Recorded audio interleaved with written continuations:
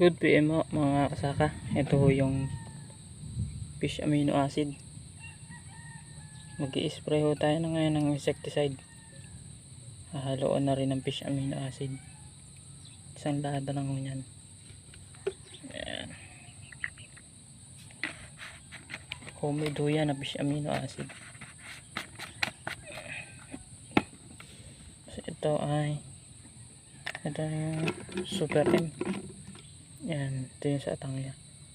Yan ang pupuntarihin natin, yung atangyang yan. Yan, marami ngayon dito sa palayan. Bali sa 16 liter 10 ml lang gagamitan. Alam mo nga patak siya na isang takip. Yan. Uli direct na natin to sa 16 liters na tubig dito sa ating automatic sprayer. Madali naman tong humalo sa sa tubig. Kaya diretso natin. Yan.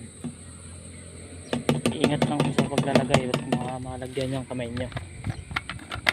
Chemical ko kasi ito. Ito naman ay lagay natin dito sa pinutol na galon. Lalagyan ho natin ng tubig para mahalo ho siya ng halo. Konti lang ho dahil may laman ho yung ating sprayer. Ayun, halo na po. Maganda ho ang pagkakahalo. Lagay na ho natin sa ating sprayer.